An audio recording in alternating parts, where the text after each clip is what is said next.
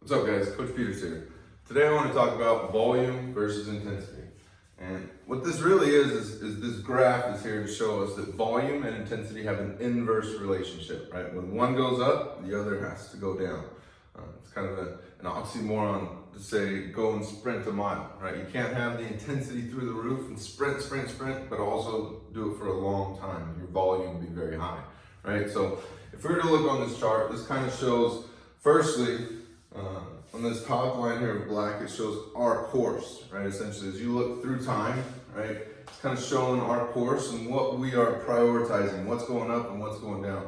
And so as you look, we started with our GPP, General Physical Preparedness, right? Our intensity, the weight was not at all very high. We didn't want to have a lot of weight, right? We were just learning the movements. We were going really slow, things were at tempo, but at the same time, our volume wasn't super high. So as we progressed, right, and we worked into muscular endurance, then our volume went high, right? And that was when we hit our max. Right here, right now is when we were trying to get as much volume. You walk out the day with 200, 300 plus reps, right, on one day.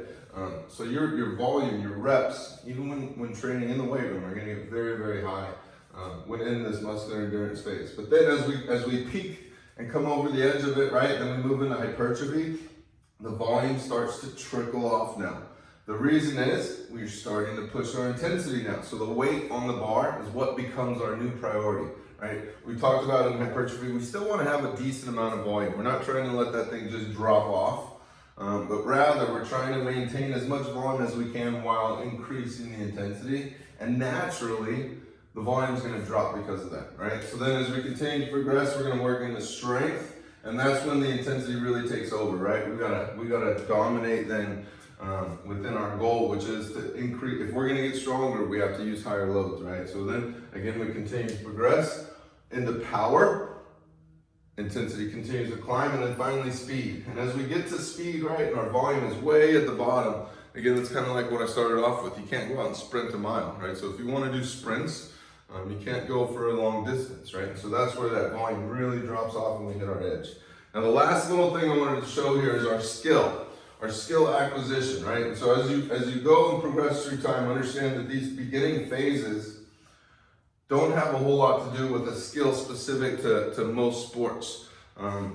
Most sports are anaerobic in nature, and so there is a lot of skill that relates to a lot of speed and power type movements. And in that, we want to kind of wait for our skill. So whatever your main goal may be, whether it's to be an athlete or whether it's to do more pull-ups, right? Early in your training phase, we're not going to spend a whole lot of time doing those pull-ups or doing your whatever your sport may be. We have to build the engine, right? We have to build our base and our foundation. That's what we talked about within GPP, our muscular endurance, right? And as we go through our progression of this whole time, right, later we throw in our skill-specific work. The reason being, just like this whole part here, volume versus intensity, there's an inverse relationship. And what that really means is you can't serve more than one master. You got to choose, right? What is it that I'm going to work on and focus on right here, right now? So if you go in and you say, I'm going to work on this skill specific all year round, all the time, you never give yourself somewhere to go, right? So this kind of helps us show within a long period of time how training kind of ebbs and flows, right?